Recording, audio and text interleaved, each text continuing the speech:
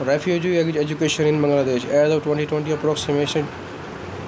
approximately one third of the refugee Rohingya children were able to access the primary education primarily through temporary center run by the international organization UNICEF runs approximately 1600 learning centers across the country, educating around the 5,000 children beginning in April 2020. UNICEF of the government Bangladesh will enroll 10,000 Rohingya children in the school where they will be taught by Myanmar school curriculum.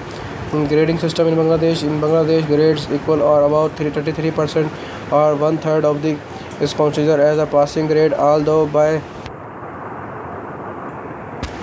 no means it is considered as a good grade, since the education system of Bangladesh is completely controlled by the government up to the higher secondary levels or grade 12. The grading system up to this point is more or less the same for the each subject. Grades are converted into the grade points (GP) and they are sum up and divided by the total number of the subjects, and thus is called the grade points average. The highest achievable GPA is 5. There is also a term called the letter grade LG that indicate a range of GPA for total result of the single GP for a single subject. The grading system is shown below. However, in secondary and higher secondary level, and a fourth subject or optional subject system is introduced, although failing in the fourth subjects will not be judged as a failure for the whole. The doing good in it can contribute to gain additional grade points. The additional grade points received is simply GPA and four subjects second, while the counting GPA, the algorithm can be simply written as here TGP is the total grade E points gain in subjects other than the optional. OBGP is the additional GP gained in four subject, and N is the number of total subjects of courses without optional. Note the GPA cannot be above 5. The additional GPA gained from the optional subject will not be counted if the GPA of the subject is less than or equal to 2. Gaining a GPA of 5% or A plus is naturally considered as a good result. However, since a student can gain grade for above the required 80% to receive a GPA of 5, the actual grade received in each subject is also included in the official mark sheets given by the Education Board for PSC, SSC and HSC exams. There is also an official term called the Golden A plus, which means receiving A plus is all subjects, since a subject can receive a perfect GPA also without gaining more than 80% marks in the all subjects, thanks to the fourth subjects system. Non-formal education. There exists a substantial number of the NGOs run for the formal schools catering mainly to the dropouts of the governments and non-government. Primary schools vary from few NGOs, however, impart education for the full 5-year primary education cycle. Because of this, on completion of their 2 to 3 years non-formal primary education in the NGO run school, students normally re-enter into the government non-government primary school at a higher classes. There are non-governmental school and non-formal education center, and many of these are funded by the governments. The largest NFE program is the much reputed BRICS program. However, not all NFE graduate continue on the secondary school.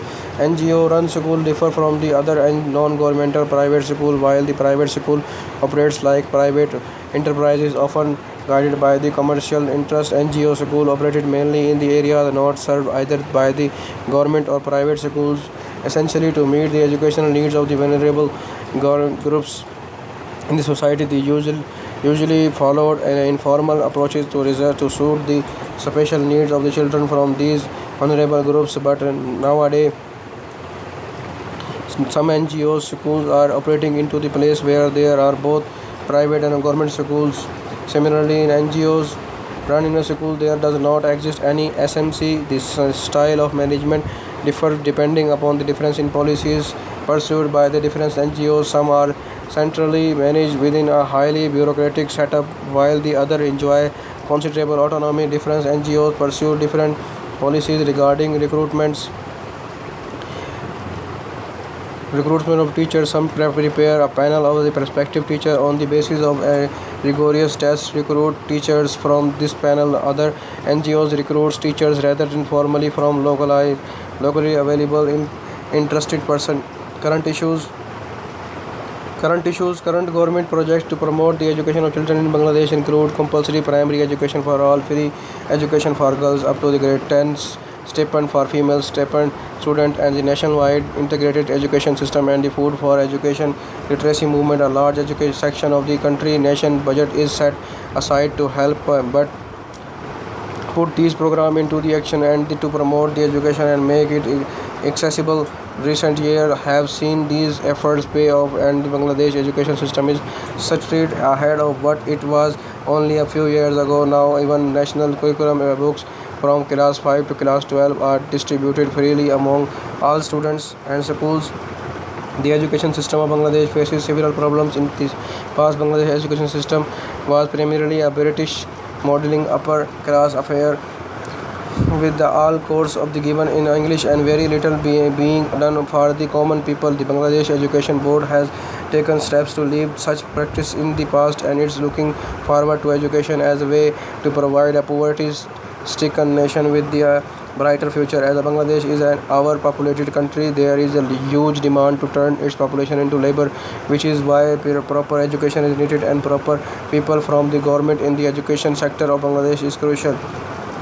Educational expenditure as a percentage of GDP. Public expenditure on education lies on a fringe of 2% of GDP, with a minimum of 0.94% in the 1980s, a maximum of 2.2% of in 2007. Qualitative dimension. The education system lacks a sound human resources development and development system, and this has driven rise and primary education sector. The personal, including teacher and contributor to the poor performance and poverty, is a big threat to the primary education in Bangladesh. The population is very high. The number of the seats available in colleges is less than the number of students who want to enroll, and number of seats available in university is also less than the number of students who pass higher secondary levels and want to rejoin in the universities. Besides, the cost of the education is increasing day by day.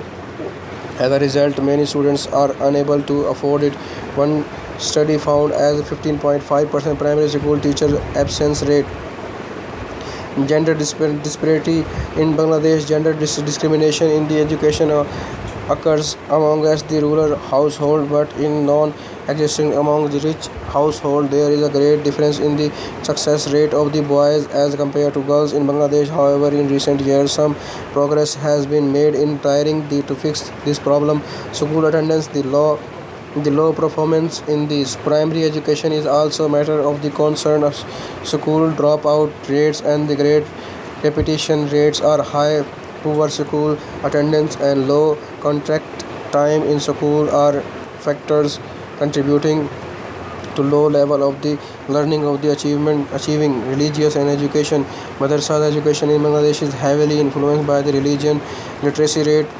The Bangladesh has one of the lowest literacy rates in Asia, estimated at 66.5% for males and 63.1% for females in 2014. Recently, the literacy rate of Bangladesh has improved as standard 71% in 2015 due to the modernization of school and education funds.